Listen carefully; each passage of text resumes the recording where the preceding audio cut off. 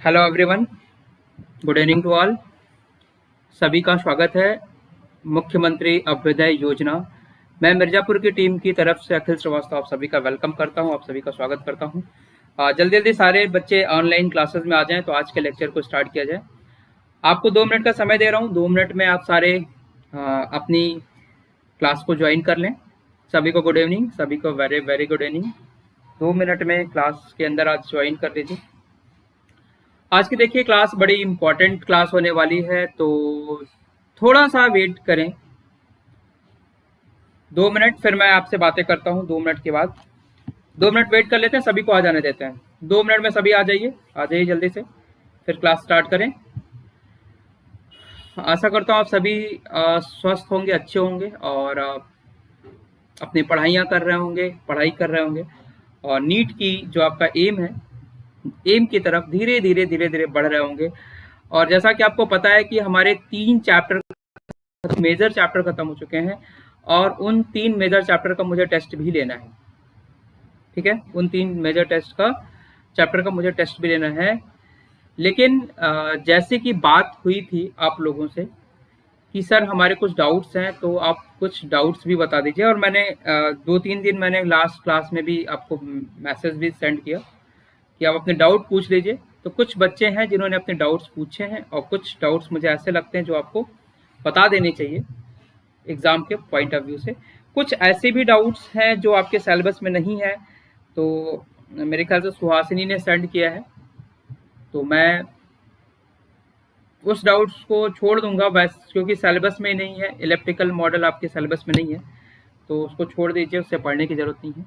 तो जल्दी जल्दी ज्वाइन कर लें। प्रखर, वैष्णवी, आलोक, रवि, अभय प्रताप सिंह, अनुराग, अजीत, आप सभी जल्दी जल्दी आ जाएं। शुभी और कुछ बच्चों के और नाम हैं। एक लास्ट क्लास में एक बच्ची आई थी जिसका नाम देखिए ध्यान नहीं आ रहा मुझे। हाँ, निखिल, निकिता। ठीक है, आप सभी ज्वाइन कर लें तो फिर मैं क्लास स्टार्ट करूं। अभय प्रताप, अभय कुमार सिंह, सुहासिनी, वैष्णवी, चले सभी आ गए, सभी आ गए क्लास में। क्लास स्टार्ट की जाए, क्लास स्टार्ट की जाए। चलिए, तो स्टार्ट करते हैं आज का लेक्चर कुछ एनर्जेटिक होके। देखिए आज मैं आपको जो क्लास कराऊंगा वो है question based on atomic structure and periodic classification. Periodic classification का क्वेश्चन बच गया था। आपने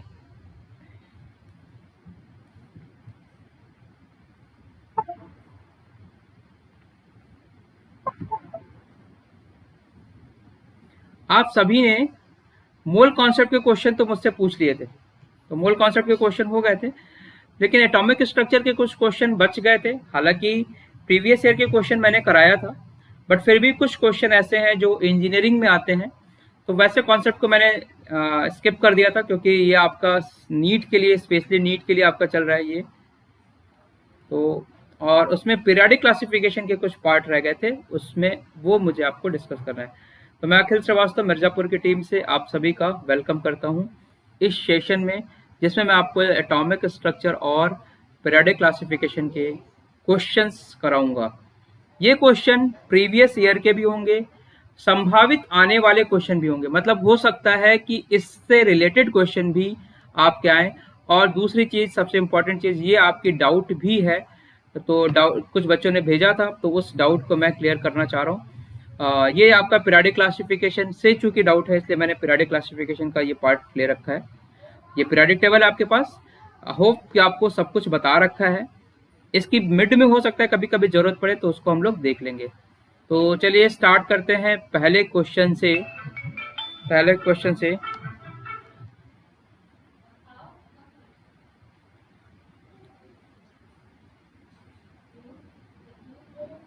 पहला क्वेश्चन है, देखिए ये आपका जेई मेंस में आया हुआ है। तो जेई मेंस का लेवल आपका थोड़ा सा नीट को लिए हुए होता है।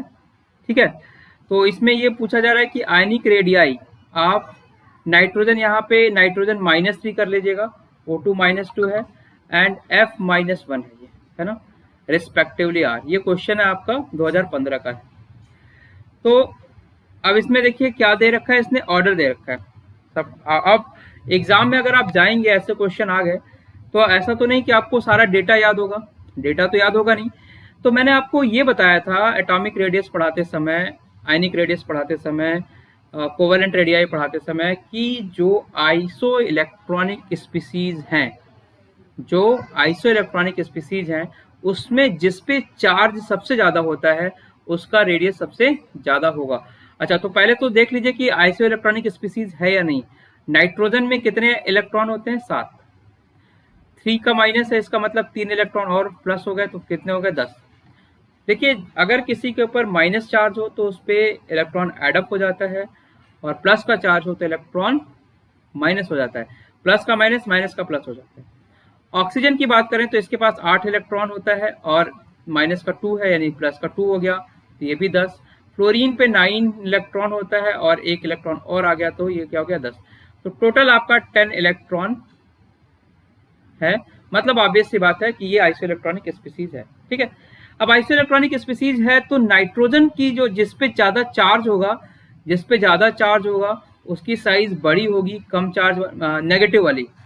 नेगेटिव में जितना माइनस नेगेटिव होगा उतनी बड़ी साइज होगी, और प्लस में जितना प्लस चार्ज होगा उतनी छोटी साइज होगी। ये मैंने आपको वहां पे पढ़ाया था। तो देखिए सबसे बड़ी साइज नाइट्रोजन वाली होगी। अब इसमें से सबसे बड़ी साइज देख लीजिए 0.71 जा रही, उसके बाद छोटी साइज ऑक्सीजन की। अब देखिए ये ऑक्सीजन का लिखा हुआ है 1.3, ये 1.4। तो इसमें कौन सा ऑप्शन सही है? डी ऑप्शन सही है, क्योंकि इसमें साइज देख लीजिए 1.36 ये सबसे छोटी साइज है, जबकि नाइट्रोजन की साइज सबसे बड़ी होनी चाहिए। तो बी और डी में ये ऑप्शन होगा। बी और डी में उसको डिक्रीजिंग सीरीज में लेके जाइए, तो डी आपका ऑप्शन करेक्ट होगा। चलिए नेक्स्ट क्वेश्चन की बात करते हैं। नेक्स्ट क्वेश्चन, ये मैंने एक्सप्लेनेशन के लिए पेज ले रखा था, तो होप कि आपको समझ आ गया होगा, ज्यादा जरूरत नहीं है इसकी। ये मैंने लास्ट क्लास में डिस्कस कर दिया था शायद कि हाईएस्ट आयनाइजेशन पोटेंशियल किसका होगा। आपने सभी ने आंसर भी कर दिया था, तो इसको एक्सप्लेन करने की कोई जरूरत नहीं है, जस्ट इसके पहले वाली क्लास में हो गया था। तो जिन्होंने नहीं देखा हो, रवि, आलोक, तो प्लीज उसे आप देख लीजिएगा। सुहासिनी, शुभी, वैष्णवी, आशा, ये देखिए अच्छा क्वेश्चन है। The first ionization potential of sodium, sodium is 5.1। Ionization potential की वैल्यू है 5.1 electron volt. The value of electron gain enthalpy of sodium will be, the value of electron gain enthalpy of sodium will be, ये पूछा जा रहा है। क्या मैंने आपको ये पढ़ाया है कि आयनाइजेशन पोटेंशियल और इलेक्ट्रॉन गेन इंथैल्पी में इनवर्स रिलेशन होता है? मतलब आयनाइजेशन पोटेंशियल में energy required to remove an electron from the outermost shell, बाहर के सेल से एक इलेक्ट्रॉन को निकालने में एनर्जी लगती है, उसे आयनाइजेशन पोटेंशियल बोलते हैं। बाहर वाले सेल से इलेक्ट्रॉन निकालने में जो एनर्जी लगेगी उसे आयनाइजेशन पोटेंशियल बोलेंगे। इन द सेम वे अगर बाहर वाले सेल में एक इलेक्ट्रॉन डाला जाए तो उस एनर्जी को हम बोलते हैं इलेक्ट्रॉन गेन एंथैल्पी। तो ये बताइए, बाहर निकालने में जो एनर्जी जाएगी, अंदर डालने में भी उतनी ही एनर्जी लगेगी, बट साइन क्या होगा? अपोजिट होगा। मतलब अगर ये आयनाइजेशन पोटेंशियल है तो यही वैल्यू तुम्हारी क्या हो जाएगी? यही वैल्यू तुम्हारी इलेक्ट्रॉन गेन एंथैल्पी की होगी। आ रही बात समझ में? इलेक्ट्रॉन गेन एंथैल्पी की होगी, लेकिन ये वैल्यू क्या होगी? शुभी ये वैल्यू क्या होगी? माइनस होगी बेटा। तो ये 0.5.1 की जो वैल्यू होगी, माइनस वाली जो वैल्यू हो, सी वाला ऑप्शन आपका करेक्ट आंसर है। तो ये भी मैंने आपको पढ़ा रखा है थ्योरी वाले पार्ट में, तो आप वहां से इसे देख लीजिए। नेक्स्ट क्वेश्चन पे चलें। नेक्स्ट क्वेश्चन पे चलें।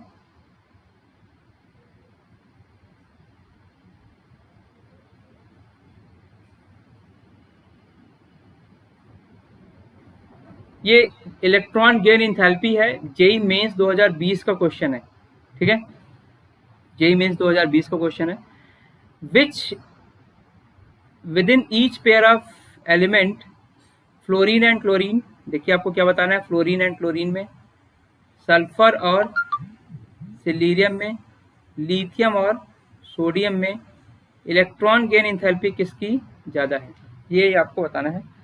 इलेक्ट्रॉन गेन एंथैल्पी किसकी ज़्यादा है, ठीक है। इलेक्ट्रॉन गेन एंथैल्पी में मैंने आपको एक चीज़ें बताई थी कि when we are moving from year to year, मतलब लेफ्ट टू राइट मूव करेंगे तो इलेक्ट्रॉन गेन एंथैल्पी क्या करेगी, इंक्रीज करेगी। ये बताया था शायद मैंने आपको, इलेक्ट्रॉन गेन एंथैल्पी इंक्रीज करेगी। और अगर आप टॉप टू बॉटम जाएंगे तो इलेक्ट्रॉन गेन एंथैल्पी क्या करेगी निकिता, निखिल, ये डिक्रीज करेगी, इधर डिक्रीज करेगी इधर इंक्रीज करेगी। लेकिन एक एक्सेप्शन भी मैंने बताया था कि क्लोरीन और फ्लोरीन में क्लोरीन की वैल्यू ज्यादा होती है फ्लोरीन से, क्लोरीन की किसके ज्यादा होती है, फ्लोरीन से, ठीक है। तो ये कह रहा है दो तीन पेयर दे रखा है, एक तो फ्लोरीन क्लोरीन का दिया हुआ है, सल्फर सिलीरियम का दिया हुआ है, और सोडियम और लिथियम का दिया हुआ है, ठीक है। तो देखिए एक तो फ्लोरीन क्लोरीन में किसका ज्यादा होगा, क्लोरीन का, फ्लोरीन क्लोरीन में किसका ज्यादा होगा, क्लोरीन का।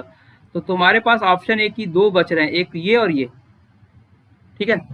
अब जरा देखो सल्फर सिलीरियम, ऊपर से नीचे आओगे तो वैल्यू क्या होगी, कम होगी। सल्फर और सिलीरियम में ये जो मैंने आपको बताया था पीरियोडिक टेबल में, उससे डिपो ऑक्सीजन सल्फर सिलीरियम ऐसा होता है। तो ऊपर से नीचे आएंगे तो वैल्यू कम होगी। तो सल्फर और सिलीरियम में किसकी वैल्यू ज्यादा होगी, निखिल बताओ बेटा, सल्फर और सिलीरियम में किसकी ज्यादा होगी, सल्फर की ज्यादा होगी। तो इसमें हमें एक क्लोरीन मिल गया, यहाँ सल्फर मिल गया। लिथियम और सोडियम में किसकी ज्यादा होगी, लिथियम और सोडियम में किसकी ज्यादा होगी, ऊपर से नीचे आने पे कम होगी, तो मतलब लिथियम का ज्यादा। तो lithium sulphur chlorine, lithium sulphur chlorine, ये कहीं मिल रहा है क्या, ये क्लोरीन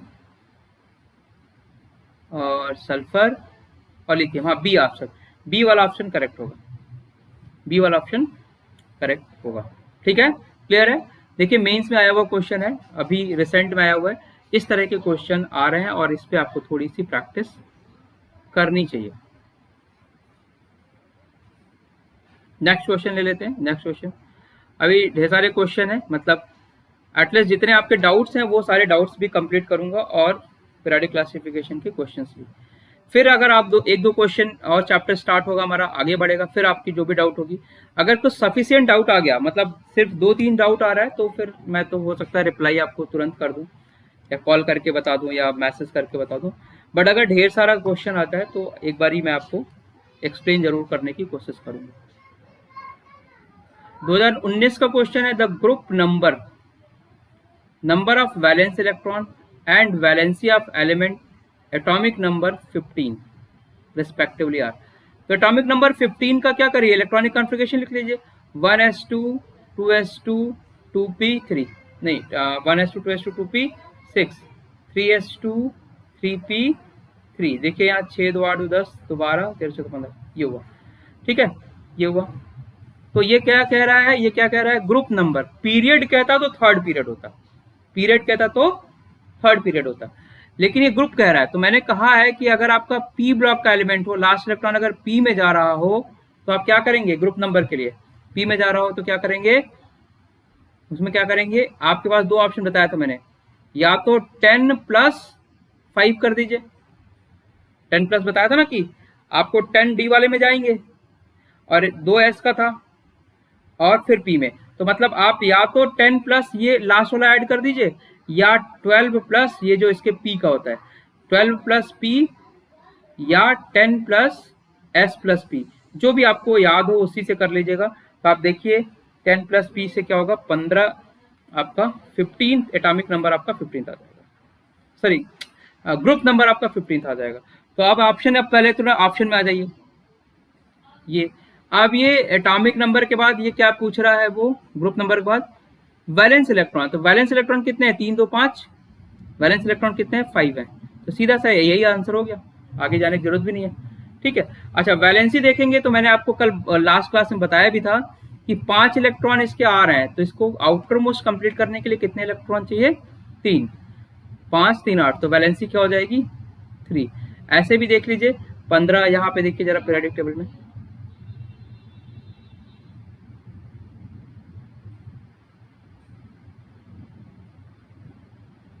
देखिए 15 वाला यहाँ पे आ रहा है, फास्फोरस का है, देखो जरा ध्यान से, 15 यहाँ आ रहा है, जरा ध्यान से देखिए सभी लोग,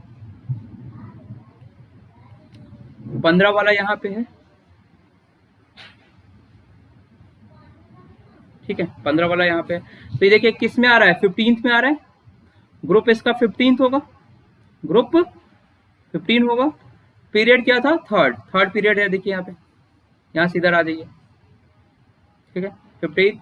अब इसकी वैलेंस इलेक्ट्रॉन और वैलेंसी की बात की थी। वैलेंस इलेक्ट्रॉन कैसे देखेंगे, 1 2 3 4 5 6 7 8, लास्ट क्लास में हो चुका है। वैलेंस इलेक्ट्रॉन कैसे देखते हैं, 1 2 3 4 5 6 7 8, पूरा एडअप कर दीजिए। तो यहाँ पे क्या आ रहा है, 5, देखिए 1 2 3, ये 3, ये 4, ये 5, तो यहाँ पे वैलेंस इलेक्ट्रॉन क्या हुआ, 5।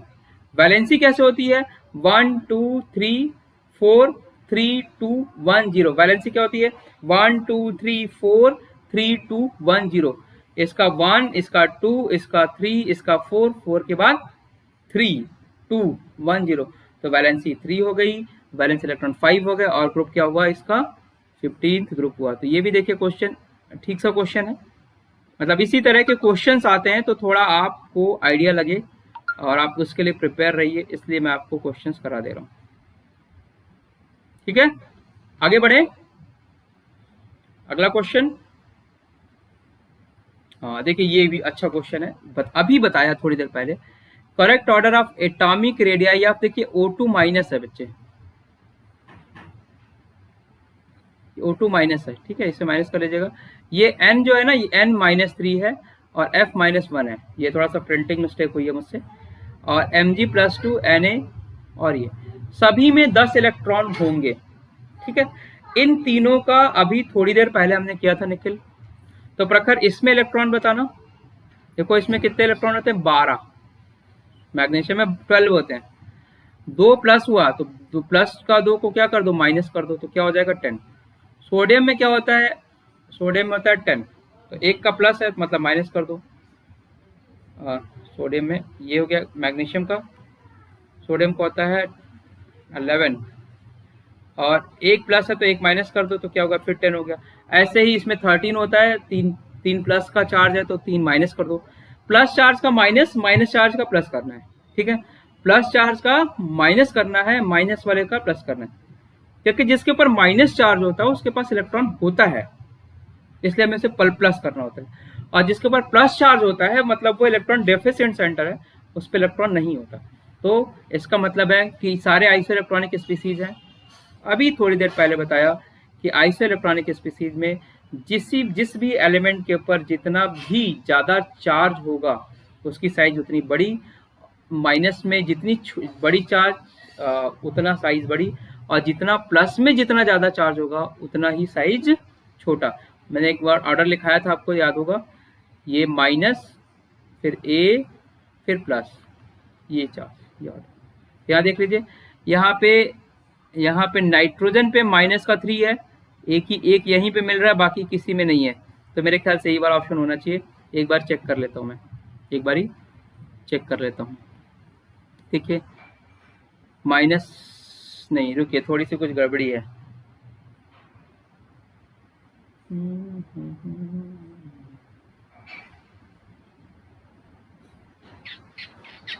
ये कुछ प्रिंटिंग मिस्टेक है मुझे लग रहा है। देखिए 1 2 3 4 5, 1 2 3 4 5 6, 1 2 3 4 5 6, हाँ ठीक है, कुछ मिस्टेक है, जैसे यहाँ पे एक एलिमेंट छूट गया, तो ये देखिए यहाँ पे ऑक्सीजन नहीं होगा, सॉरी यहाँ फ्लोरीन नहीं होगा, नाइट्रोजन के बाद ऑक्सीजन, ऑक्सीजन के बाद माइनस का फ्लोरीन, फिर उसके बाद Mg+2 Na+1, नहीं Na+1 Mg को इधर करिए, मैं ऑर्डर बता दे रहा हूँ आपको, ऑर्डर आप लिख लीजिए, ऑर्डर लिख लीजिए। देखिए सबसे बड़ी साइज होगी एंड नाइट्रोजन का -3, फिर ऑक्सीजन का -2, फिर फ्लोरीन का ये, फिर सोडियम का +1, फिर मैग्नीशियम का +2, फिर एल्यूमिनियम का +3, ठीक है। तो ये है कहानी। तो देख लीजिएगा ऑर्डर, इसमें ऑप्शन कोई नहीं मिल रहा है क्योंकि मुझे लग रहा है कुछ मिस्टेक है लिखने में, बट मैंने आपको करेक्ट आंसर बताने की कोशिश की है। नेक्स्ट देखते हैं, ये भी बहुत अच्छा क्वेश्चन है, आया हुआ क्वेश्चन है, ध्यान से देखते हैं। नेक्स्ट क्वेश्चन है the first ionization potential of sodium, magnesium, aluminium and silicon is in the order. Sodium और मैग्नीशियम में पहले बताइए, when we are moving from left to right ionization potential increase होगा या decrease? When we are moving from left to right ionization potential increase या decrease? Obvious सी बात है, आयनाइजेशन पोटेंशियल इंक्रीज। तो मैग्नीशियम का आयनाइजेशन पोटेंशियल सोडियम से ज्यादा होगा, सोडियम से ज्यादा होगा। लेकिन सेकंड ग्रुप और 13th ग्रुप में भी एक्सेप्शन है, सेकंड ग्रुप और 13th ग्रुप में एक्सेप्शन है। सेकंड ग्रुप का 13th ग्रुप से ज्यादा होता है due to stable electronic configuration. ये मैंने आपको बताया है, नोट्स में भी लिखवाया है कि सेकंड ग्रुप का 13th ग्रुप से ज्यादा होगा, 15th ग्रुप का 16th ग्रुप से ज्यादा होगा। तो मैग्नीशियम का सोडियम से भी ज्यादा होगा और एल्यूमिनियम से भी ज्यादा होगा। मैग्नीशियम का सोडियम से भी ज्यादा है, एल्यूमिनियम से ज्यादा है। मैग्नीशियम का ये गलत हो गया, ये गलत हो गया, पहला ही ऑप्शन दिख रहा है, ठीक है, यही एक ऑप्शन दिख रहा है पे, बाकी तो यहीं पे गलत हो जा रहा है ना। तो मैग्नीशियम का सोडियम से भी ज्यादा होगा और एल्यूमिनियम से ज्यादा होगा। अच्छा, एल्यूमिनियम की अगर आप आगे जाएंगे तो सिलिकॉन आएगा, तो फिर से वही रूल लग जाएगा कि when we are moving from left to right ionization potential increases. Clear है इतनी बातें? चलिए, ये आपका लगभग क्वेश्चन मुझे लगता है इसके खत्म हो गए। अब हम आते हैं एटॉमिक स्ट्रक्चर पे क्वेश्चन पे। ये सुहासिनी ने पूछा था, सुहासिनी ने, ठीक है, इसने ये पूछा है कि the select the incorrect graph. देखिए, जो नहीं पढ़ पा रहा होगा उसको बता दे रहा हूँ मैं, इसको थोड़ा सा येलो लिख लेता हूँ। Select the incorrect graph for velocity of electron in orbit versus Z, ठीक है, वर्सेस जेड। तो वेलोसिटी और जेड में ग्राफ पूछा जा रहा है। तो सबसे पहले तो मैं आपसे पूछूंगा, अभी आप फार्मूला भूल गए होंगे, फार्मूला भूल गए हैं? प्रखर याद है? शुभी, वैष्णवी तुम इस क्लास में आई नहीं थी बेटा, बीच में तुम क्लास शायद मिस कर दिया था तुमने कुछ, तो ये वाला लेक्चर देख लेना, है ना। ये मैंने आपको लिखाया हुआ है, वेलोसिटी का डेरिवेशन करा के बताया है, ये वेलोसिटी होता है बेटा, ठीक है, ये वेलोसिटी है। तो वेलोसिटी और एन की अगर मैं बात करूं तो वेलोसिटी मैं डायरेक्ट देख ले रहा हूं जेड और अपॉन एन। तो कह रहा है which of the following graph is incorrect graph बताना है। अच्छा, v और z में डायरेक्ट रिलेशन है, v और z में डायरेक्ट रिलेशन है, मतलब v बढ़ेगा तो z भी बढ़ेगा। देखिए ये वाला ग्राफ सही है। v और वन बाई एन में भी डायरेक्ट रिलेशन है, v और वन बाई एन में भी डायरेक्ट रिलेशन है, तो ये वाला भी ग्राफ सही है। v और n, v और ये आपका रेसिप्रोकल है, मतलब इसका इनवर्सली प्रोपोर्शनल है। आपने देखा होगा इनवर्सली प्रोपोर्शनल का ग्राफ इस तरह से आता है, पैराबोला लाइक, तो ये भी आपका ग्राफ सही है।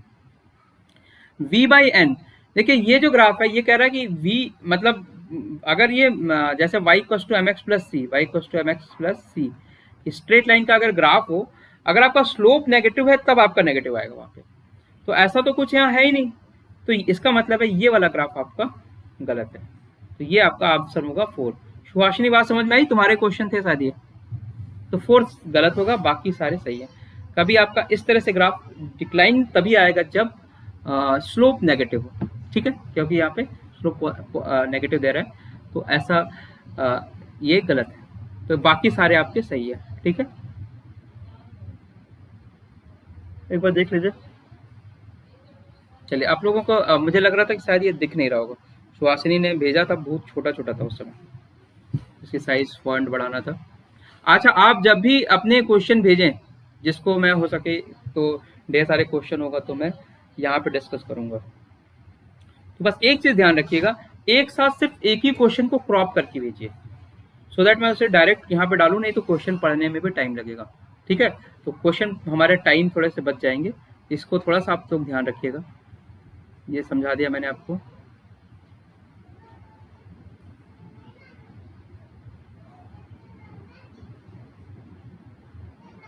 ये in an atom how many electrons the quantum number will be? n equals to 3, l equals to 2, m equals to plus का 2, एस इक्वल टू प्लस का हाफ। एक बारी आप लोग इसे करने की कोशिश कीजिए, फिर मैं आपको बताता हूँ। In an atom how many electron. Saumya बेटा करना करो इसे। अभय कुमार सिंह आप भी इसे ट्राई करिए। बीच बीच में आप लोग का थोड़ा सा नाम जरूरी है, थोड़ा मैसेज देखना पड़ता है आपका।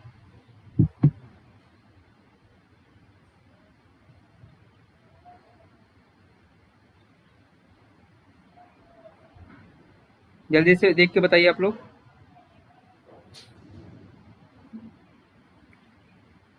शुभी शुभी शुभी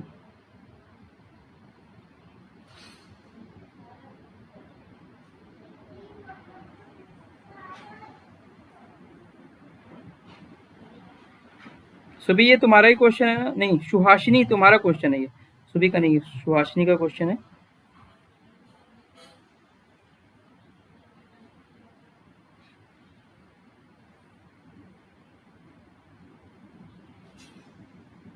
सुहासिनी कहाँ चले गया इसका?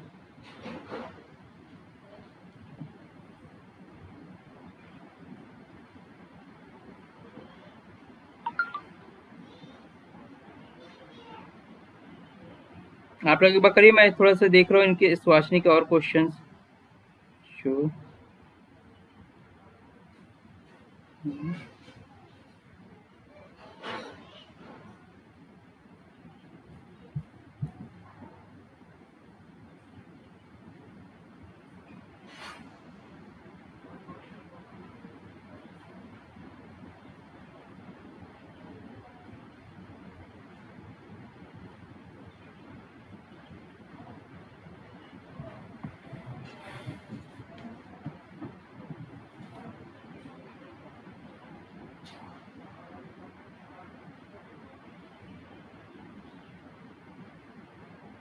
ठीक है, आ गया सुहासिनी का क्वेश्चन।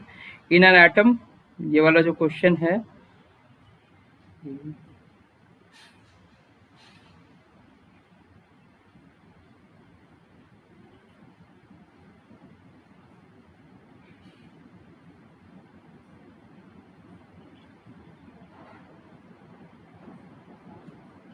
ठीक है, अब बता दूं मैं इसे, आपने पढ़ लिया हो तो। ये पता नहीं कहाँ भेजा है।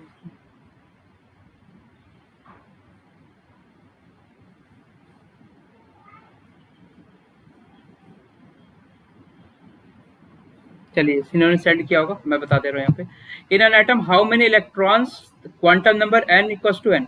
अच्छा जी, तो quantum number n equals to n को हमें क्या करना पड़ेगा?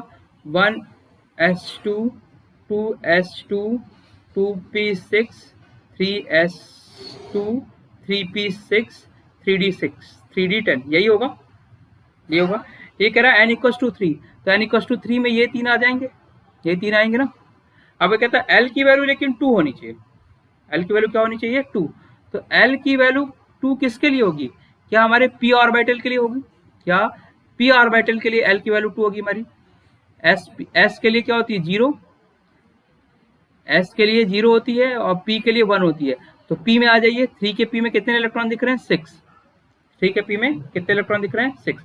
अच्छा, अब पी में आ जाइए। पी में ये वाला -1 होता है, ये 0 होता है, ये प्लस का नहीं, एल की वैल्यू 2 बोल रहा है ना, एल की वैल्यू 2 कह रहा है, तो एल की वैल्यू 2 कह रहा है, मतलब एल की वैल्यू 2 का मतलब एस पी डी होगा। डी होगा तो डी के 5 ऑर्बिटल, -2 -1 0 +1 +2, ये सिखा रखा है आप लोगों को मैंने। +2 पूछ रहा है, तो +2 देखिए इसमें कितने इलेक्ट्रॉन जाएंगे? 10। डी में 10 इलेक्ट्रॉन होंगे, तो 2 2 4 2 6 2 8 2 10, ठीक। तो 10वां इलेक्ट्रॉन। अब ये +2 का, अब देखिए +2 वाले में ये 2 इलेक्ट्रॉन है, एक प्लस का स्पिन और एक माइनस का स्पिन है। तो अब +2 में जो प्लस एक स्पिन है, मतलब इस वाले के लिए इसकी वैल्यू क्या होगी? ऐसे स्पिन वाले कितने हैं? सिर्फ एक ही इलेक्ट्रॉन है, तो n की वैल्यू क्या हो जाएगी? 4, ठीक। अगर वो ये पूछता कि n इक्वल्स टू 3 में कितने इलेक्ट्रॉन होंगे, तो n इक्वल्स टू 3 में 10 6 16 17 18 इलेक्ट्रॉन होंगे। n इक्वल्स टू 3 और l इक्वल्स टू 2 में कितने होंगे? l इक्वल्स टू 2 का मतलब होता है, d की बात करता तो क्या होता? 10 इलेक्ट्रॉन होते, लेकिन उसने m की वैल्यू भी लगा दी। इसका मतलब अब d को भी उसने स्पेसिफाई किया कि कौन सा d। मैंने आपको पढ़ाया था d का सेल कि D X square minus Y square D Z square D X Y D Y Z D Z X, ये होता है 4 5। तो उसमें से कौन सा है उसका उसने स्पेसिफाई किया, और उसमें से प्लस वाला है या माइनस वाला तो उसने बताया। तो इसलिए इसका ये होगा हाउ मेनी इलेक्ट्रॉन, आपका एक ही इलेक्ट्रॉन होगा। क्वेश्चन की फ्रेमिंग है, किस तरह से आप करते हैं, उसी जिस तरह से फ्रेमिंग होगी उसी तरह से आपके आंसर होंगे। तो तीनों जो जो पॉसिबिलिटी है वो मैंने बता दी, इसको आप देख लीजिए। निखिल, आई बात समझ में? नेक्स्ट क्वेश्चन ये भी देखिए, अच्छा क्वेश्चन है। अब क्या ना, इस तरह के क्वेश्चन आपके नीट में थोड़े कम पूछे जा रहे हैं। तो मेरे पास जो बुक थी नीट की अरिहंत की, उससे मैंने क्वेश्चन आपको करा दिए थे।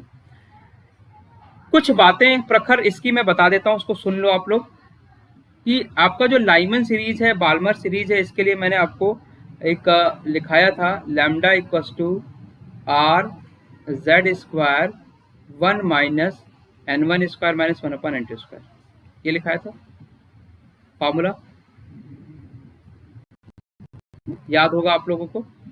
ये वाला फार्मूला मैंने लिखाया था, ठीक। इसमें एक चीज ध्यान रखिएगा हमेशा, जैसे लाइमन सीरीज है, लाइमन सीरीज, तो इसके लिए n1 की वैल्यू 1 होगी। बाल्मर सीरीज, इसके लिए n1 की वैल्यू क्या होगी, 2 होगी। लाइमन बाल्मर पाश्चन, इसके लिए n1 की वैल्यू 3 होगी। ये लिखा रखा है मैंने, लाइमन के लिए n1, बाल्मर के लिए n2, n1 की वैल्यू 2, पाश्चन के लिए n1 की वैल्यू 3, और n2 की वैल्यू यहाँ पे 2 3 4 कुछ भी हो सकती है, इनफाइनाइट तक। इसके लिए n2 की वैल्यू क्या होगी, 3 4 5 समथिंग कुछ भी। इसके लिए 2 की वैल्यू क्या होगी, 4 5 एंड सो ऑन। क्लियर है यहाँ तक? अब जब तुमसे सबसे शॉर्टेस्ट वेवलेंथ पूछे ना, जब तुमसे सबसे शॉर्टेस्ट वेवलेंथ पूछे, तो शॉर्टेस्ट यहाँ पे लिख लीजिए, फॉर शॉर्टेस्ट, नोट कर लीजिए इसे, शॉर्टेस्ट वेवलेंथ। n2 की जो वैल्यू होगी वो हमेशा लंबी वाली होगी, सबसे बड़ी वाली होगी। फॉर शॉर्टेस्ट वेवलेंथ n2 की वैल्यू क्या होगी, बड़ी वाली यानी इनफाइनाइट होगी। और लॉन्गेस्ट वेवलेंथ के लिए, फॉर लॉन्गेस्ट वेवलेंथ,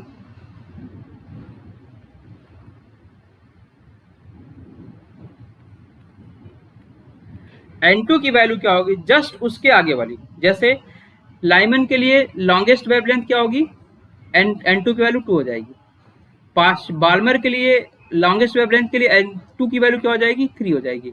पाश्चन के लिए लॉन्गेस्ट वेवलेंथ के लिए n2 की वैल्यू क्या होगी, 4 हो जाएगी। तो इसको ध्यान से लिख लीजिए कि आपका जो r क्या है, इसमें रिक्वायर्ड कांस्टेंट है, और 1 by lambda equals to r Z square 1 upon n1 square minus 1 upon n2 square. इस वाले सीरीज में लाइमन के लिए n1 1, बाल्मर के लिए n1 2, पाश्चन के लिए n1 3, और n2 की वैल्यू अगर शॉर्टेस्ट बोल रहा है तो n2 की वैल्यू इनफाइनाइट कर देना, मतलब n2 की वैल्यू लॉन्गेस्ट। और अगर लॉन्गेस्ट कह रहा है तो n2 की वैल्यू सबसे छोटी वाली, उसके जस्ट बाद वाली, ठीक है। अभी मैंने बता दिया, इस लाइन को आपने लिख लिया होगा तो लिख लीजिए। अब हम आते हैं क्वेश्चन पे। इतनी बात समझ में आ गई? अब क्वेश्चन पे आ जाए। Hydrogen atom in Lyman series, तो लैम्डा की वैल्यू दे रहा है x, चलिए यहाँ पे लिख देता हूँ। तो मैं लिखूँ लैम्डा की जगह लिख दूँ 1 by x, are Z square, Lyman series है तो 1 बाई, लाइमन सीरीज है तो n1 माइनस, अच्छा वो देखो शॉर्टेस्ट बोला है लॉन्गेस्ट बोला है, देखो जरा यहाँ पे शॉर्टेस्ट बोला है, शॉर्टेस्ट बोला है तो इसका मतलब क्या हुआ, n2 की वैल्यू क्या हो जाएगी, इनफाइनाइट। n2 की वैल्यू क्या हो जाएगी, इनफाइनाइट। ये इक्वेशन बन गया 1, ठीक। दूसरी इक्वेशन जो लैम्डा निकालना है, 1 by lambda are Z square 1 अपन, अब देख लेते हैं इसको। ये बाल्मर सीरीज है, तो बाल्मर सीरीज है तो मतलब क्या हुआ, बाल्मर सीरीज के लाइमन बाल्मर, मतलब n1 की वैल्यू 2 हो गई, देखो यहाँ पे लिखा भी है n1 की वैल्यू 2 हो गई। और लॉन्गेस्ट कह रहा है तो मतलब n2 की वैल्यू क्या हो जाएगी, 3। n1 की वैल्यू 2 और लॉन्गेस्ट है तो n2 की वैल्यू 3, जरा पुट कर दो यहाँ पे, और 2 का स्क्वायर माइनस 3 का स्क्वायर, ये हो गया इक्वेशन नंबर 2।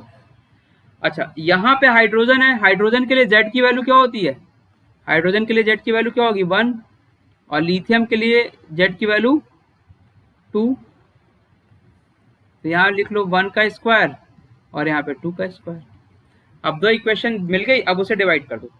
अब क्या करो, उसे डिवाइड कर दो। क्या मैं लिख सकता हूँ 1/x, देखो r से r कैंसिल हो जाएगा और ये 2 का 4 हो जाएगा, 1/x, और ये 1/λ चला जाएगा, डिवाइड कर दो, डिवाइड इक्वेशन 1 फ्रॉम 2, 1 को 2 से डिवाइड कर दो, ठीक है प्रखर। तो लैम्डा कहाँ गया ऊपर, x आ गया नीचे, r से r ये कैंसिल हो गया, तो 1/z ये हो गया, और यहाँ पे 1/λ। तो पहले इसको एक बार सॉल्व कर लेते हैं ना, जरा ये और इक्वेशन सॉल्व करके देखो। 1/λ इक्वल्स टू z की वैल्यू हो गई 4 और ये हो गया 2 4, 1/4 माइनस 1/9 36, तो 4 36 और 9 5, तो 5/36 आ जाएगा ये, तो ये क्या हो जाएगा 9। तो ये 1/λ की वैल्यू आ रही है 5/9 आ रही है, और यहाँ 1/λ की वैल्यू आ जाएगी 1/1, हाँ 1/1 आ गया, तो 1/1, और ये क्या हो गई 1/λ की वैल्यू हो गई 5/9, तो ये क्या हो गया 9/5, 9/5, और x इधर आ गया, तो लैम्डा की वैल्यू क्या हो गई 59x, ये आएगी। जरा देखो इसमें आ रहा है क्या कुछ,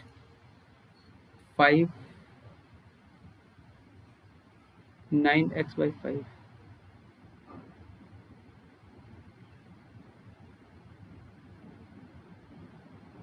अच्छा 1/λ की वैल्यू ये आ रही है, तो लैम्डा की वैल्यू क्या होगी 9, उल्टा कर दिया क्या मैंने, अच्छा सॉरी ये 5 नीचे होगा ना, ये थोड़ी सी मिस्टेक हो गई यहाँ पे,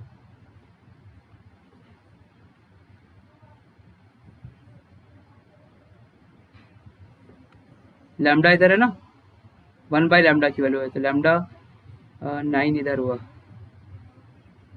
9/5,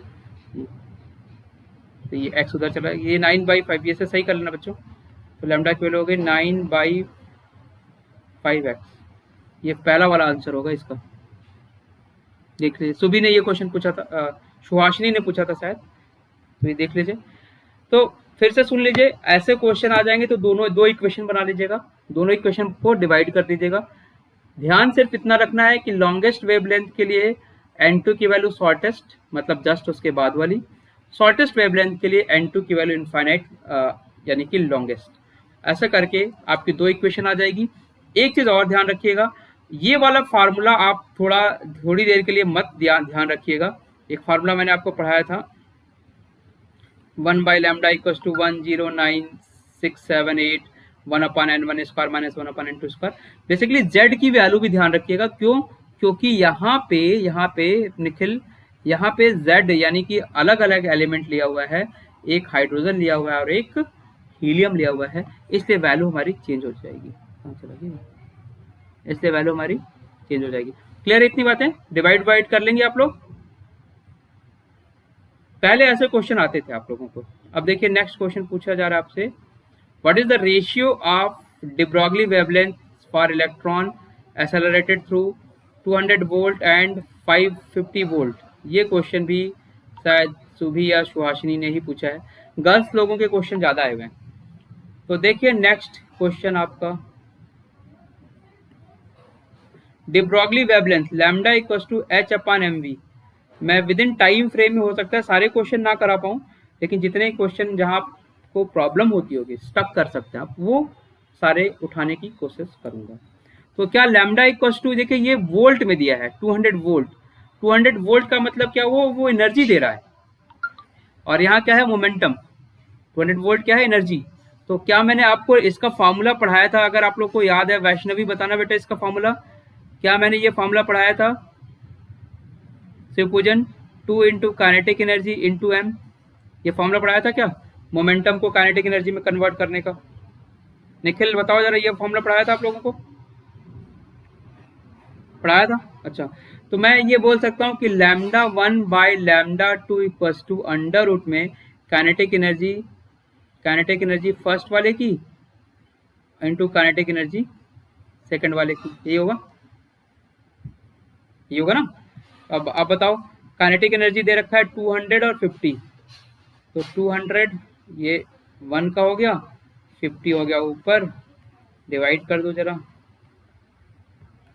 1/4 रूट में, तो क्या हो गया 1/2 आ गया। तो लैम्डा 1 बाई लैम्डा 2 की वैल्यू क्या हो गई 1/2, ये वाला ऑप्शन आ रहा है। चलो जिसका भी आंसर देख लीजिए। तो डी ब्रॉगली वेवलेंथ और एनर्जी में ये रिलेशन होता है, कराया हुआ है और बताया भी था कि आप शायद इसमें प्रॉब्लम में फंसेंगे। तो देखिए ये आपके हो गए। होप कि अभी तक आपको समझ आ रहा होगा। अपने डाउट आप पूछिए, मैं बताऊंगा जरूर, जरूरी नहीं कि मैं दूसरे दिन बता दूं। अगर वो इतना सिंपल रहा कि एक आखिरी डाउट है किसी बच्चे का तो बता दूंगा तुरंत। लेकिन अगर आपके 2-4 डाउट आ गए, फिर किसी और का 2-4 डाउट हो गए, तो किसी एक दिन, जैसे आज क्लास कर रहा हूँ वैसे किसी दिन एक और क्लास करके चीजें समझा दूंगा। लेकिन कम से कम 2-3 चैप्टर हो जाए तब, और आप अगले टेस्ट की तैयारी करते रहिए। जैसे पेपर क्लियर होता है, बन जाता है, तो मैं टेस्ट कंडक्ट करा लूंगा। ठीक है, चलिए थोड़ा और क्वेश्चन देख लेते हैं। कुछ और क्वेश्चन होंगे शायद मेरे पास जिन्होंने डाउट पूछा है। हाँ, ये किसी ने पूछा था, ये याद करने वाली चीज है, सुन लीजिए। 2 इफेक्ट होता है, एक होता है जी मैन इफेक्ट। कौन सा इफेक्ट? स्पाइडरमैन सुने हो, ही मैन, स्पाइडरमैन, बैटमैन, तो वैसे होता है जी मैन इफेक्ट। और एक होता है स्टार्क इफेक्ट, स्टार्क इफेक्ट। ठीक, तो जी मैन इफेक्ट जो होता है बच्चे, एम से याद रखना, मैन से मतलब हो गया मैग्नेटिक इफेक्ट, मैग्नेटिक फील्ड की वजह से होता है, मैग्नेटिक फील्ड। इसको लिख लीजिए, शायद ये मैंने थ्योरी में आपको बताया नहीं है, ये शायद थ्योरी वाला है या जो भी आया होगा, मुझे ध्यान नहीं है। तो ये मैग्नेटिक इफेक्ट की वजह से होता है।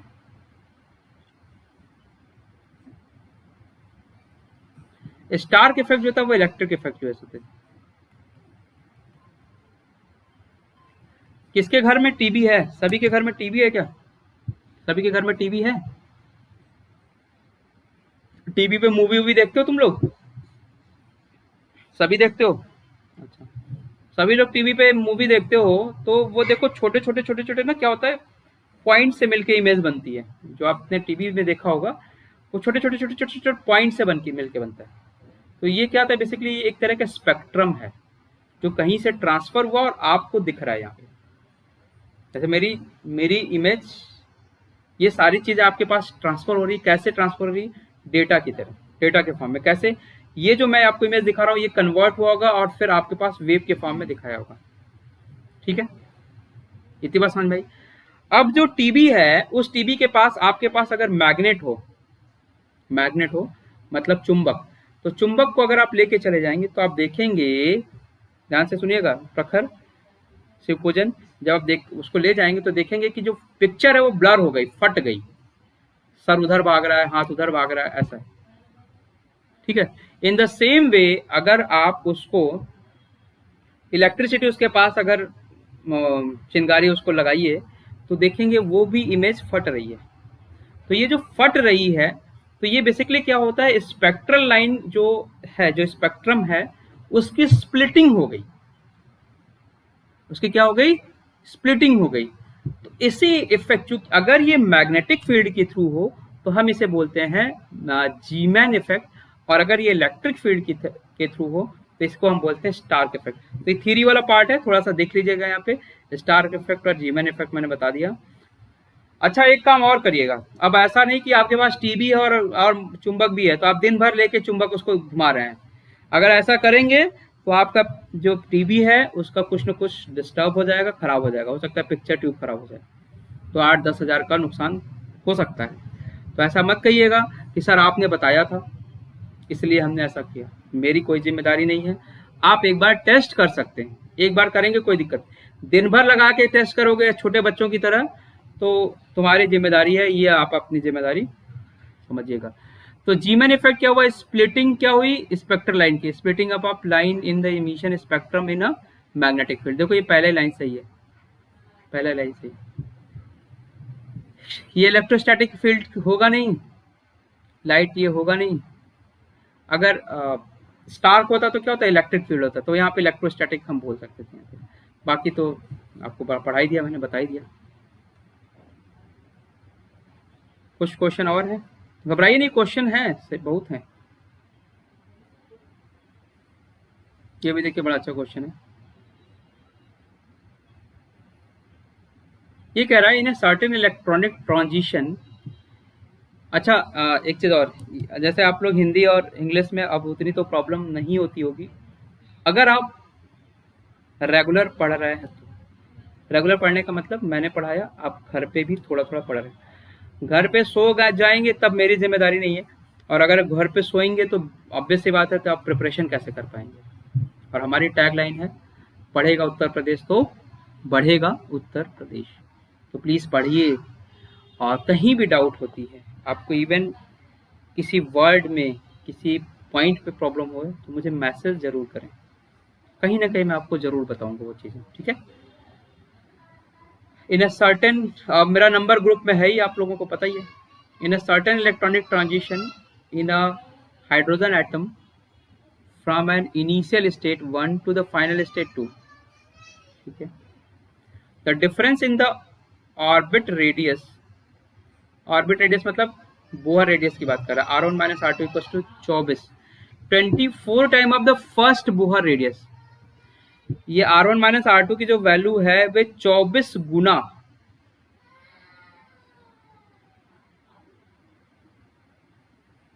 फर्स्ट बोहर रेडियस से चेंज करता है वो। आइडेंटिफाई द ट्रांजिशन, ट्रांजिशन को आइडेंटिफाई करना आपको, ठीक है। देखिए पूरा मैथ्स का क्वेश्चन है, बट रेडियस का फार्मूला क्या होता है मुझे बता दीजिए अगर किसी को पता हो तो। क्या radius equal to 0.529 N square by Z, ये होता है फार्मूला। कितने लोग एग्री कर रहे हैं, कितने लोग एग्री कर रहे हैं, सभी एग्री कर रहे हैं। तो भाई ये वाले कांस्टेंट है, एन स्क्वायर और जेड ही चेंज होगा, एन स्क्वायर और जेड ही चेंज हो सकता है, और तो कुछ चेंज होगा नहीं, क्लियर है। तो अब ये क्या कह रहा है, जरा सा क्वेश्चन को समझने की कोशिश करें और इसको बताइए कि ये कहना क्या चाहता है।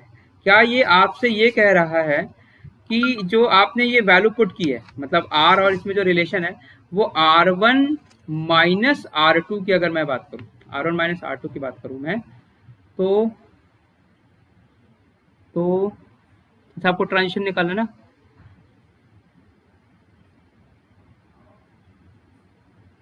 हाँ ये आपको दिया है R1 minus R2 equal to 24 time, ठीक है। अब मैं ये बोल रहा हूँ कि R is directly proportional to N square by Z, ये भी फार्मूला है।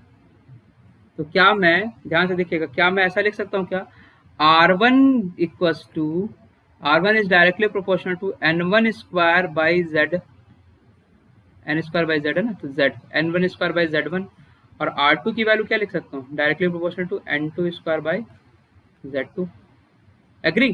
तो क्या R1 R2 की वैल्यू n के टर्म में रख लूँ, क्यों, क्योंकि मुझे ट्रांजिशन चाहिए। अच्छा जी, तो क्या यहाँ पे लिखूंगा मैं इस इक्वेशन से जो गिवन है, ये दिया हुआ है ना, दिया है, इसको बोलते हैं दिया है या गिवन है, ठीक है। तो R1 की वैल्यू क्या लिख दूं मैं, Prakhar N1 square by Z1 minus N2 square by Z2 equals to 24, ये हुआ।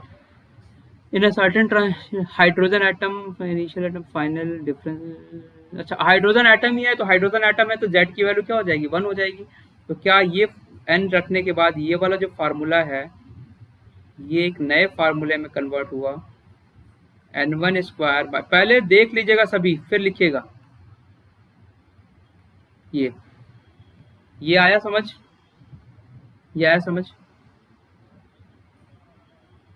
ये अगर आया अरे यार, इसे तो यहाँ पेज की जरूरत है तो यहाँ पे मैंने पेज लिया नहीं।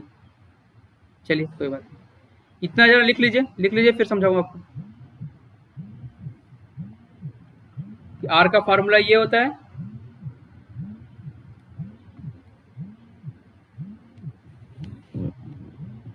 आर का फार्मूला ये होता है, और R1 R2 से ये वैल्यू आ गई। ठीक है, ये लिख लिया आपने। अब मैं थोड़ा सा समझा देता हूँ, इसको हटा देता हूँ, इसकी जरूरत नहीं है आपकी।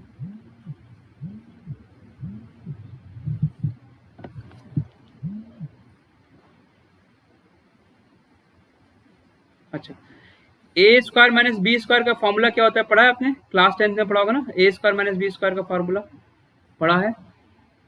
देखिए वही फॉर्मूला लगेगा यहाँ पे, तो A square minus B square, क्या मैं इसको ये लिख सकता हूँ, A square minus B square का फॉर्मूला, जिसको नहीं पता वो लिख लीजिएगा, A square minus B square equals to A plus B A minus B, ये होता है A plus B A minus B, ये फॉर्मूला होता है। तो यहाँ मैं लिख सकता हूँ n1 प्लस n2 और n1 minus n2 this is equals to 24, ये फार्मूला होता है आपका।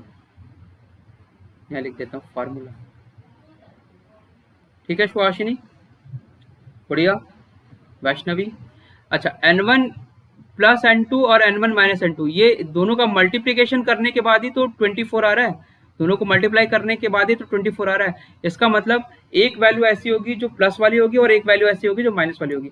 तो क्या मैं इसको ऐसा लिख सकता हूँ क्या, इसका जो, अब आप मैथ्स इसमें लगा दीजिए, उसका पेयर बना लीजिए। तो क्या मैं यहाँ दो पेयर बनेंगे, देखिए n1 प्लस n2 और n1 माइनस n2 का दो पेयर बनेगा। एक होगा 24 बताना है ना आपको, तो 12 दूनी 24 कर सकते हैं, 12 इंटू 12, और दूसरा एक 4 इंटू 6 भी कर सकते हैं, 2 इंटू 12 और 4 इंटू 6, 12 और 6। इतना समझ में आया?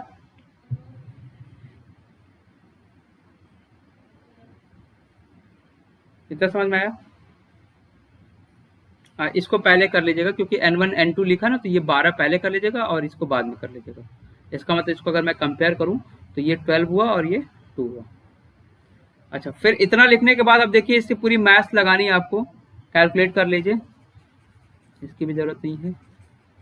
फटाफट साथ साथ अब लिखते भी रहिए, समझ के फिर लिख लीजिए। इसको सिर्फ सॉल्व करना है, अगर आप सॉल्व कर लेंगे तो हो जाएगा, नहीं सॉल्व कर पाएंगे तो थोड़े नीट के बच्चों के साथ ये थोड़ी सी दिक्कत होती है मैथ्स में, बट कोई बात नहीं,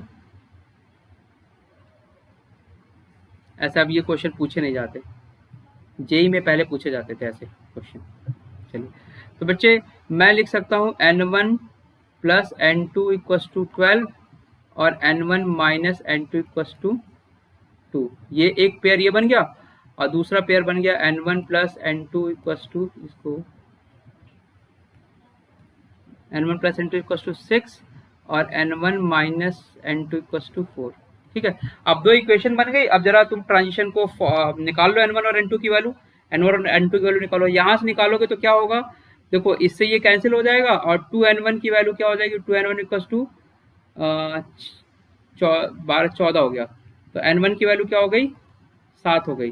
तो किसी में n1 की वैल्यू 7 हो गई तो 7, ये माइनस है, तो n2 की वैल्यू क्या हो जाएगी, ये 7 है, तो n2 की वैल्यू कहीं पे पुट कर लो, कहीं पे भी पुट कर लो। n1 की वैल्यू 7 है तो n2 की वैल्यू क्या होगी, 12 में से 7 माइनस कर दो, 12 में से 7 गया तो n2 की वैल्यू क्या होगी, ऊपर से 6 हो गया। अब देखो ये कोई ऑप्शन मिल रहा है, इसमें से कोई ऑप्शन नहीं मिल रहा है, मतलब ये जो है वो करेक्ट, ये आपको बनाना पड़ेगा एग्जाम में। अब जरा दूसरा देखो, दूसरा इसमें देखो 6, इसमें इसको कैंसिल कर दो, कैंसिल करोगे तो क्या हो जाएगा, 2n1 की वैल्यू क्या होगी, 10, तो n1 की वैल्यू क्या हुई, 5, n2 की वैल्यू क्या हुई, n1 की वैल्यू 5 हुई, n2 की वैल्यू निकालनी है तो 5 उधर करो, माइनस हो जाएगा, 6 में से 5 1, तो एक पेयर तुम्हारा बन गया ये और एक पेयर बन गया ये। इनमें से जो दोनों ऑप्शन हो सकता है, जो तुम्हें दिया हो वो कर दो, वो टिक कर दो, ये आ गया तुम्हारा। ठीक है, ये आ गया तुम्हारा आंसर। फिर से सुन लो, जिसने क्वेश्चन पूछा था, मैथ्स का क्वेश्चन है पूरा, n1 r1 माइनस r2 की वैल्यू दे रखा है, it is the first Bohr radius, मतलब क्या हुआ, R1 माइनस R2 की वैल्यू क्या हुआ 24, और ये किसके बराबर है, ये फर्स्ट बोहर रेडियस मतलब R1 के बराबर है। ये उस इक्वेशन लिख लो। इक्वेशन लिखने के बाद R1 जो तुम्हारा रेडियस होता है उसमें जो रिलेशन होता है वो देख लो। तो रेडियस का जो रिलेशन होता है वो एन स्क्वायर बाय जेड होता है, एन स्क्वायर बाय जेड से लिखा वैल्यू। तो हमारा जेड की वैल्यू 1 थी, तो एन स्क्वायर और N square n1 square minus n2 square की वैल्यू 24 थी। तो उसका फॉर्मूला लिख दो, a plus B minus B. दो हमारे पार्ट में कन्वर्ट हो जाएगा वो, या तो 24 को हम दो पार्ट में कन्वर्ट करें, क्यों, क्योंकि वहाँ एक प्लस में एक माइनस में है, एक ज़्यादा वाली वैल्यू होगी, एक कम वाली वैल्यू होगी। तो 24 को दो पार्ट तरह से हम कर सकते हैं, जितने तरह से आप कर सकते हैं। आप चाहते हैं कि मैं 24 इंटू 1 करना चाहता हूँ तो ठीक है, वैसे कर लीजिए, ठीक है, आपके ऊपर है। आपने क्या किया, 3 इंटू 8 करना चाहते हैं तो 3 इंटू 8 कर लीजिए, ठीक है। लेकिन कहने का मतलब ये कि 3 इंटू 8 कर लेंगे, 8 इंटू 3 कर लिया, तो उससे आपको रखना पड़ेगा, हर एक वैल्यू को n1 n2 की वैल्यू निकालनी पड़ेगी। तो जितने पेयर बनाएंगे उतना ही होगा, लेकिन सब पेयर बना के कंपेयर करेंगे कि आपका आंसर किधर से टैली करता है। तो सुहासिनी, ये क्लियर हुआ? आपने क्वेश्चन पूछा था शायद, ये शुभी,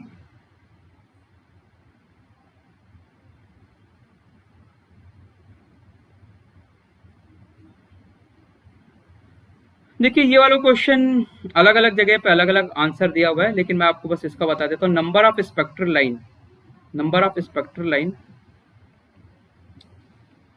का फॉर्मूला होता है n(n-1/2), n(n-1/2), ठीक है। तो अब कहता है 6 एनर्जी लेवल है, कह रहा है क्या, 6 एनर्जी लेवल। तो पहला, दूसरा, तीसरा, चौथा, पांचवा, छठा। अब ये कह रहा है कि अल्ट्रा वायलेट रीजन पे है। तो अल्ट्रा वायलेट रीजन क्या होती है, लाइमन सीरीज में होती है। ये सब आप भूल गए होंगे, कितने लोग ये सारी चीजें भूल गए, जितनी चीज पढ़ाई है सब भूल गए? कितने लोग, एकदम एकदम ईमानदारी से बताइएगा, एकदम आप जितने ईमानदार होंगे लाइफ में उतना अच्छा होगा, एटलीस्ट पढ़ाई के लिए, एटलीस्ट पढ़ाई के लिए ईमानदार रहिए। ईमानदार तो हमेशा होना ही चाहिए, बट अभी आपका जो एम है उसके लिए कितने लोग ईमानदार हैं, कितने लोगों ने पढ़ा है, रिवाइज किया है, नोट्स बना रखा है। पता चला रिवाइज ही नहीं कर रहे हैं, मैंने पढ़ा दिया आपको। तो देखिए वहां लिखा होगा, जहां आपने लाइमन सीरीज पढ़ी है वो अल्ट्रा वायलेट रीजन है, फिर विजिबल रीजन है, फिर IR स्पेक्ट्रा आती है, ये सब कुछ लिखा रखा है मैंने नोट्स में, तो देख लीजिएगा। अल्ट्रा वायलेट मतलब लाइमन का मतलब क्या हुआ, n1 की वैल्यू क्या होगी 1, 6 से n1 में आ रहा है, वो 6 से n1 में आ रहा है। तो यहाँ पे n की वैल्यू 6 रखिएगा, 6 माइनस 1 5 हुआ, डिवाइड बाई 2, तो 2 इंटू 6 3, तो 3 इंटू 5 15 लाइन होनी चाहिए, इसमें आंसर नहीं है, ये वाला आंसर इस हो सकता है मिस्टेक हो, 15 स्पेक्ट्रल लाइन बनेगी, ठीक है। चलिए देख लीजिए, ये नंबर ऑफ स्पेक्ट्रल लाइन का फॉर्मूला है, जबकि वो अपर लेवल से एकदम लोवेस्ट लेवल पे आ रहा है तब। अगर वो अपर लेवल से किसी और लेवल पे जाएगा तो फार्मूला चेंज हो जाएगा, n2 माइनस n1 और n2 माइनस, मतलब जहां से स्टार्ट हुआ और जहां तक आ रहा है, फिर डिवाइड बाई 2 होता है, ठीक है। तो ये इसकी जरूरत नहीं पड़ेगी आपको फिलहाल, इतनी की जरूरत पड़ेगी। स्पेक्ट्रल लाइन से भी मेडिकल में क्वेश्चन 10 साल से तो नहीं आ रहे हैं। चलिए ये क्वेश्चन देख लेते हैं। हाँ देखिए ये क्वेश्चन नहीं आएगा, इसको छोड़ देते हैं हम लोग, ये क्वेश्चन नहीं आएगा क्योंकि ये इलेप्टिकल ऑर्बिटल की बात कर रहा है। ये देखिए इलेप्टिकल ऑर्बिटल की बात कर रहा है, तो इलेप्टिकल ऑर्बिटल आपके सिलेबस में नहीं है। n+1 is the principal quantum number of the energy state for an atom. What is the number of elliptical? अच्छा इलेप्टिकल, वो ऑर्बिटल पूछना चाह रहा है, इलेप्टिकल से कोई मतलब नहीं मेरे ख्याल से, समझ रहे हैं, इलेप्टिकल से कोई मतलब नहीं है। इलेप्टिकल आपका इलेप्टिकल का, अच्छा सुहासिनी का ये क्वेश्चन था सर, इलेप्टिकल का मतलब जैसे हमारा ऑर्बिटल ये होता है ना, ये ऐसा आपने पढ़ा ना, इलिप्स। अब आप ये मैथ्स के बच्चे जानते हैं, इलिप्स होता है, पैराबोला होता है, हाइपरबोला होता है, ऐसा होता है ये। जैसे हमारा पाथ होता है ना उसका, जैसे आपका ने पढ़ा होगा कि जो चंद्रमा नहीं, जो जो अर्थ हमारी सन के चारों ओर घूमती है, वो ऑर्बिटल सर्कुलर नहीं है, वो इलेप्टिकल ऑर्बिटल ऐसा है। देखिए वहां से आपको ध्यान आ जाएगा, ऐसा मतलब बीच में सेंटर है, तो कहीं कहीं पे क्या है, देखिए यहाँ पे जब आएगा तो सूर्य बहुत पास होगा, और यहाँ पे जब होगा तो सूर्य इससे दूर होगा। तो यहाँ जब पड़े रहेगा हमारा पृथ्वी, तो क्या होगा, यहाँ गर्मी आ जाएगी, और जितना दूर होगा ठंडी हो जाएगी जितना। तो ये होता है इलेप्टिकल ऑर्बिटल। एक ही जैसा सर्कुलर ऑर्बिट होता, सन बीच में होता, तो आपको हमेशा ठंडी या हमेशा गर्मी जो भी था वैसा हो जाता। ठीक है, तो ये इलेप्टिकल ऑर्बिटल का मतलब होता है। ये आपका डाउट इलेप्टिकल ऑर्बिटल से ही था शायद ये क्वेश्चन। हाँ ठीक है, और कुछ डाउट? और शायद एक आध डाउट आपका छूट गया होगा, तो जो आपका डाउट था। तो बाकी ऑर्बिट, नंबर ऑफ ऑर्बिट पूछ रहा है। n+1 is the principal quantum number. तो प्रिंसिपल क्वांटम नंबर, अगर आपका प्रिंसिपल क्वांटम नंबर n+1 है, तो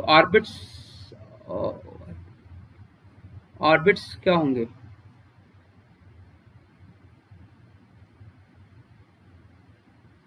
ऑर्बिट्स का मतलब होता है सेल, सब सेल। ये ऑर्बिट की जगह नंबर ऑफ ऑर्बिट, अगर ऑर्बिट ही है तो n+1 होगा, लेकिन ऑर्बिटल होगा तो डिफरेंट हो जाएगा। जैसे मैं आपको बता देता हूँ, बस हिंट दे रहा हूँ, हालांकि सिलेबस में नहीं है इलेप्टिकल ऑर्बिट। जैसे मैं आपसे बोलूँ कि n, ठीक है निखिल, n=3 है, तो इसमें n=3 मतलब तुम कहाँ पे चले गए, पहला, दूसरा, तीसरा। तो ये क्या है, ये सेल है। तो अभी किस सेल में पहुंच गए? तीसरे सेल में चले गए। सेल मैंने बताया था सब सेल में डिवाइड होता है, और सब सेल किस में डिवाइड होता है? ऑर्बिटल में डिवाइड होता है। सेल किस में डिवाइड होता है? सब सेल में। तो थर्ड सेल में कितने सब सेल होते हैं? 3 सब सेल होता है, एक s होता है, एक p होता है, एक d होता है। और हर एक ऑर्बिटल कितना होगा? s में 1 ऑर्बिटल, p में 3 ऑर्बिटल, और d में 5 ऑर्बिटल। ठीक है, तो अगर मैं आपसे पूछूं कितने सबसेल हुए, तो सबसेल कितने हुए? 3 हुए। मतलब अगर n+1 है तो सबसेल भी आपके क्या हुए? 3, n+1 ही हो गए। लेकिन अगर मैं पूछूं कितने ऑर्बिटल हुए, तो देखिए 5, 3, 8, 1, 9 ऑर्बिटल हुए, यानी कि 3 का स्क्वायर करना पड़ेगा। तो यहाँ पे ये जो वैल्यू आएगी उसका क्या करना पड़ेगा? स्क्वायर करना पड़ेगा। तो ये सच नहीं है सिलेबस में, तो एक थोड़ा सा यहाँ पे ऑर्बिटल्स है या ऑर्बिट है, इलेप्टिकल ऑर्बिट यानी सबसेल के बारे में कह रहा है तो वही होगा, और अगर वो सबसेल के बारे में नहीं कह रहा है, ऑर्बिटल्स के बारे में कह रहा है, तो उसका स्क्वायर होगा। तो बस मेरे ख्याल से इतनी चीज़ें हैं आपके। मैंने लगभग जितने क्वेश्चन मुझसे पूछा गया था, आया था, वो सब बता दिया है। देख लेते हैं और क्वेश्चन है या नहीं। देखिए नहीं, चलिए। तो होप कि आपको चीज़ें समझ आई होंगी, थोड़ा आपको लगा होगा कि ये जिसका डाउट है उसका क्लियर होगा, उसको तो अच्छा लगा। जो पढ़ के नहीं आया होगा उसको और अच्छा लगा होगा, है ना, कि उसके लिए तो मस्ती है भाई, हम तो पढ़ के नहीं आए और सर ने करा दिया। तो थोड़ा पढ़िए बच्चों, अच्छा करिए और सिलेक्शन लीजिए।